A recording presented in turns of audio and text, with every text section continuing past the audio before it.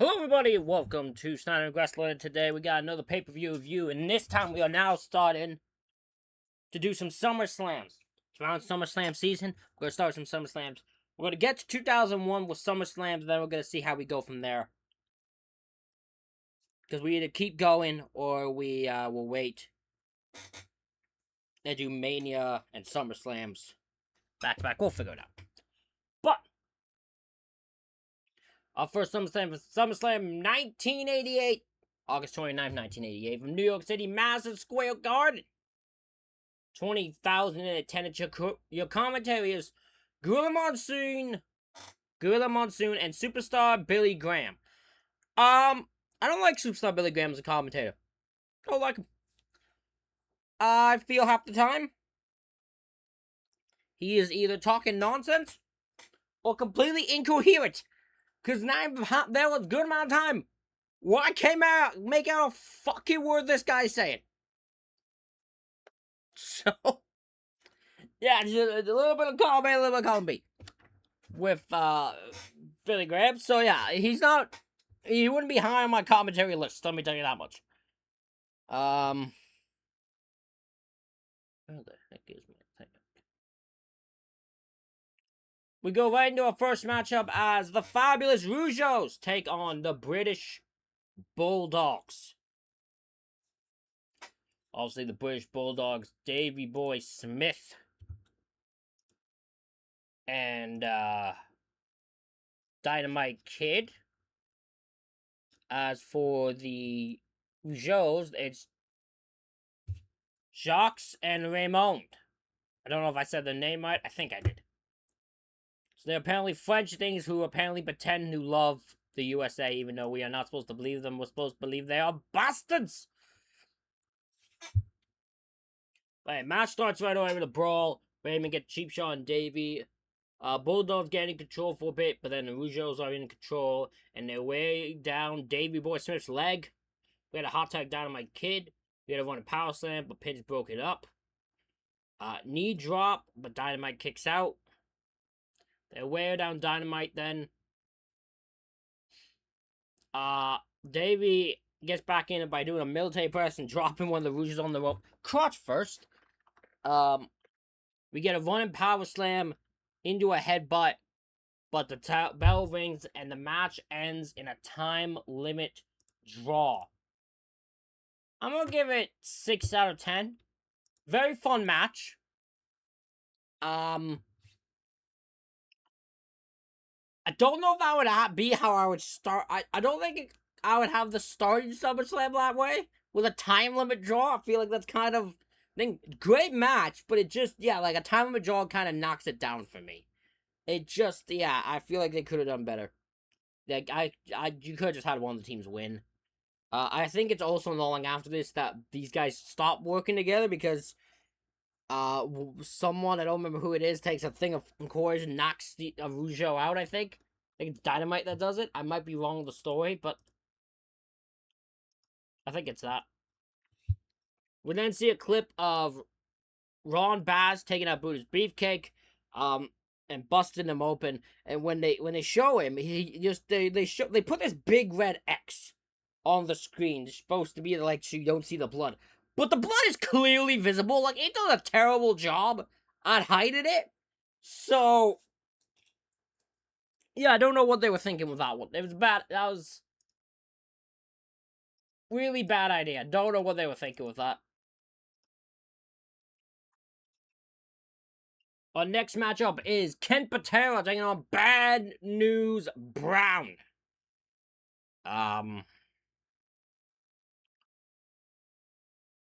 Brown attacks before the bell, but Pantera is back in there. With a clothesline. Patera hits, goes for an elbow drop. Brown moves. Brown takes over and wears down Ken. Pantera's back in it with a comeback. Bear hug.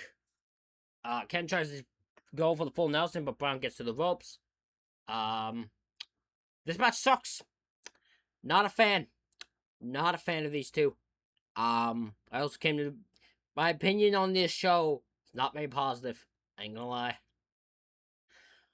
But Brown hits the Ghetto Blaster to win.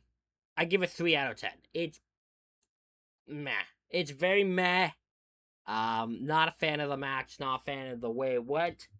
I think these two. I don't. I'm not watching many Bad News Brown matches. I think every Bad News Brown match has ended in a one-on-one match has ended in a BS finish. So I don't even. It's the first time I've seen him win one, but yeah, not a good match. Get an interview with the Mega Powers. I wanted to write down every word for word what they said, but I didn't. Our next matchup is the Junkyard Dog versus Ravishing Rick Rude. Rude jumps Dog, which means that's like the third match in a row where someone jumps someone in the middle of a match before the bell rings. We get a back body drop by Junkyard Dog, and Dog is in control. Rude gets control and wears down the Junkyard Dog. Rude then somehow low blows himself because he has his arm and he does a thing where he's supposed to jump and put like weight on the arm to damage it, but instead he jumps on it and sells it. So he crotched himself. He low blowed himself with Junkyard Dog's arm. That's a first. I've never seen that before. I was like, I'll never see that again. Rude then goes up top and pulls down some pants to reveal other pants, which is crazy. That has Jake Roberts' wife on the pants. Jake Robertson runs in and beats the hell out of Rude to get a DQ. 4 out of 10, perfectly fine. Like it does what it needs to. It's an angle instead of more of a match. It's just meant to continue the Ravishing Rick Rude, Jake Snake storyline. Fortunately, Junkyard Dog is a casualty of that. Yeah, so that is disappointing, but it does a job it needs to do with getting that storyline going. Our next matchup is a tag team match as the Powers of Pain, so Barbarian and Wardlord, keep saying Wardlow, different guy, with the Baron, which is Baron Von Raschke, under hood, taking on the Bolsheviks with Slick. And I don't know if this is me, but I've slowly come to the realization, I don't think Slick ever has looked good with any manager I've seen him with, any clients I've seen him with. And I don't mean him himself. He does not usually fit anyone he's working with here. Like, I don't think Slick should be managing the Bolsheviks, and later on he's managing the Boss Man. Slick, I don't feel like ever finds a client that works with him, and what his thing is. It feels weird. Maybe I'm wrong. Maybe I'm not seeing enough, but I feel like Slick's in the wrong time period. That's the problem. Slick's in the wrong time period. Because I don't think he works with anyone at this time. Like, he looks right with anyone at this time. Powers of Pain send the Bolsheviks to the outside. Battle by a suplex, but the ref is distracted. They wear down the Warlord. Roundhouse kick by Nikita. Very shit one, but he does hit it. Comeback by the Warlord. Running power slam followed by a flying headbutt for the Powers of Pain to win. I give it 3 out of 10. Again, this is not really the greatest match. Not really my type. And I understand that there is a chance that this just being a case of me being born in the 2000s, so not able to appreciate the 80s stuff. I understand that might be the case, but I feel like my Mania reviews are different than this. Like, I feel like my Mania reviews tell I can get into matches then, even early Manias. So I feel like this just isn't doing anything for me. We get the Brother Love show with Hacksaw Jim Duggan. Brother Love questions the patriotism of Hacksaw Jim Duggan, unlike Dino Bravo. And Hacksaw goes, there's a new sheriff in town, and Bud Love's pointing and go, I don't see a badge on your shirt. Hacksaw then gives Bud Love the count of 5 to get out of the ring, and he milks that thing until the last second before running out of the ring, and Duggan sends him back in.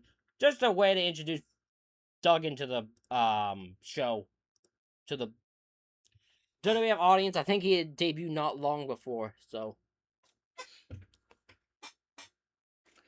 Our next matchup is for the WWF Intercontinental Championship, as the champion, the Honky Tonk Man with Jimmy Hart, takes on a mystery opponent. It was supposed to be Buddhist Beefcake, but he got taken out by Ron Bass, so now we have a replacement. And the replacement is the Ultimate Warrior. And Warrior runs down, House of Fire, taking him, pill the post, hits a clothesline, then a splash to pin and win the Intercontinental title. As a match, it's 2 out of 10, but I don't think, that's fair, because this is just a moment, right? It's just one of those things where you build something as a moment. The only thing that's hilarious about this is, I don't think I have it down in my notes, is Warrior's post-match interview, or interview later on in the show, where he does an interview, and there's a bunch of baby faces around him celebrating with him, and then he starts talking, and as he starts talking, they all just start leaving the room, because they all give him Junkyard Dog gives him the weirdest look, because he's going on about fucking spaceships and shit like that, and they look at him like they're baffled. They are confused by him. But yeah, it's a fun moment. It gives Warrior his first championship, the Intercontinental title, and it's a perfect way to end Honky Tonk Man's ridiculously long title reign.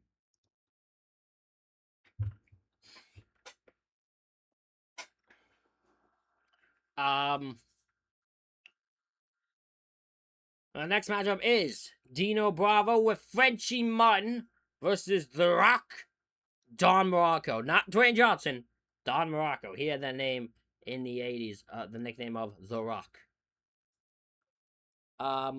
Billy Graham, big fan of Don Morocco. He is uber on the side of Don Morocco here. Morocco hits multiple body slams to Bravo, but Bravo's able to gain control. We get a leg sweep. I don't remember what Monsoon calls, but he calls it something else. Morocco takes out Frenchie. Bravo then hits a side slam to win. 3 out of 10. Perfectly fine. Perfectly short match. It's just two powerhouses fighting each other. I think there was more these guys probably could do. But yeah, it didn't do much for me.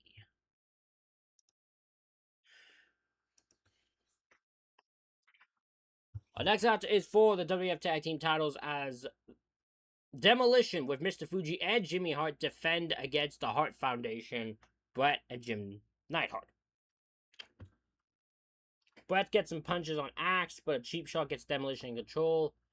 Bret goes shoulder first into the ring post, and they then wear down Bret's shoulder, including a shoulder breaker, and send them again to the post on the outside. Bret hits a clothesline to get back in the match. Does tag in Neidhart, but Bret doesn't see it. He then eventually gets the hard tag to Neidhart. Slingshot dive from Neidhart to the outside. We get a power slam from Neidhart, but kick out. Bret is then in the match, and he's going to go for a power driver while the ref's distracted with Neidhart and Mr. Fuji. Jimmy Hart, who left at some point and ran back, throws Axe the megaphone, and he hits Bret with it. Smash pins Bret to retain. I give it 4 out of 10. Perfectly fine tag match. Not as good as the opening tag match with the Bulldogs and the Rougeaus, but it does job it needs to do, and it's just another victory in the title reign of Demolition.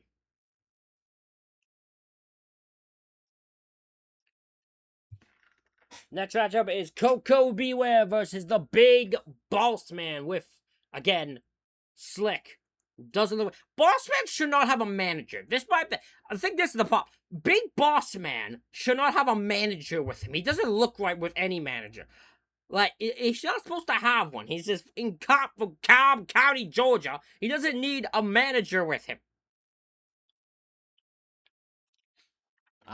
Boss Man with a cheap shot to Coco. Boss Man does get caught on the ropes, though. but he ends up taking backhand control of the big corner splash. Coco moves out of the way of a move Bossman's going for in the corner, and he ends up hitting a missile drop kick to a big pop, but Bossman kicks out. We get a Bossman slam to win. As a match, I give it 5 out of 10. It is a simple match, but when it comes to this one, it does one job, which is get the Bossman over. I believe Bossman's very new to the company at this point, so you gotta get him over in a way, so they get him over, having him beat Coco Beware. Very simple, very to the point, makes Bossman look good. Overall, can't complain. Bossman also does hit him with the nightstick after the bell. We then get a next match, which is Jake the Snake Roberts versus Hercules. Hercules is in control of Jake. They're putting over that Jake might be distracted, just thinking about Rick Rude after what happened earlier. We get a knee strike by Jake. Jake goes for a DDT, but Hercules avoids it. Jake has a side headlock in. Hercules hits a suplex, a back suplex, and Jake just keeps the headlock in. I've never seen that before. I wish someone would do that again. That's really cool. Hercules does get control though and wear down Jake. Jake tries to get back into him, but just one elbow to the face sends him to the outside. Jake does make a comeback, hits the short arm clothesline. Hercules counters the DDT again. Hercules hits an elbow drop, but Jake Roberts kicks out. But we get a DDT out of nowhere by Jake to win. I give it 6 out of 10. I really enjoyed this match, actually. I thought it was really, really fun. I really enjoyed this. I am a big Jake Roberts fan. And yeah, Hercules was a good, muscly guy for him to overcome. I think they did a great job of what they were given. Next up, we got our main event of the evening as the Mega Powers take on the Mega Bucks. The Mega Powers, of course, being Hulk Hogan and the World Wrestling Federation champion, the Macho Man, Randy Savage. Of course, accompanied by Miss Elizabeth.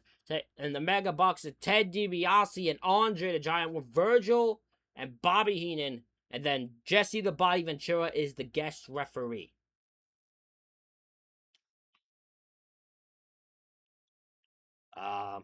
Savage and Hogan are in control early on. Jesse loves to point. Like, he'll go to Elizabeth and you're like, get down there! He just points! He points with all of his muscle. He puts everything in the point. Respect the point. Jesse Ventura. Andre is hard to watch here. This time frame is hard for me to watch for Andre.